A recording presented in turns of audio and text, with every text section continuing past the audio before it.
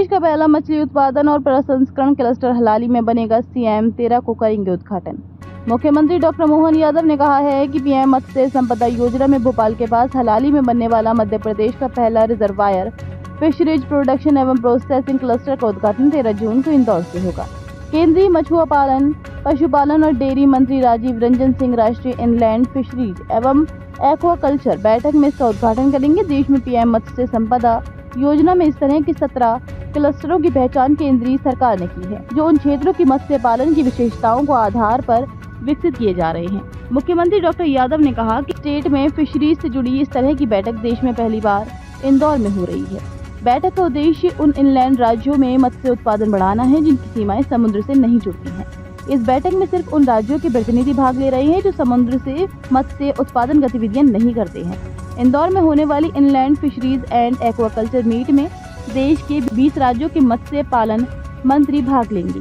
राष्ट्रीय बैठक में मध्य प्रदेश के मछुआ पालन मंत्री नारायण सिंह पवार, उत्तर प्रदेश के मछुआ पालन मंत्री संजय कुमार निषाद, बिहार की मछुआ पालन और पशुपालन मंत्री रेणु देवी, हरियाणा के पशुपालन, डेयरी और मत्स्य पालन मंत्री श्याम सिंह राणा, राजस्थान के पशुपालन और मछुआ पालन राज्य मंत्री जवाहर सिंह बेदन के अलावा अन्य राज्यों के मंत्री भी भाग ले रहे हैं। बैठक में विशेष रूप से केंद्र सरकार के मत्स्य पालन सचिव डॉक्टर अभिलाष लिखी और संयुक्त सचिव सागर मेहरा भी उपस्थित रहेंगे। प्रधानमंत्री नरेंद्र मोदी के निर्देशानुसार देश में मत्स्य उत्पादन में निर्यात को बढ़ावा देने के लिए इंदौर की इस राष्ट्रीय बैठक में भारत के अलग अलग राज्यों में हो रहे प्रयोगों पर तकनीकी सत्र भी आयोजित होंगे। इनमें राष्ट्रीय स्तर की संस्थाओं ICAR, CIFRI, CAR, CIFE, NFDB की तरफ से मत्स्य उत्पादन की दिशा में विश्व में अपनाई जा रही नई तकनीकों पर प्रेजेंटेशन दिए जाएंगे।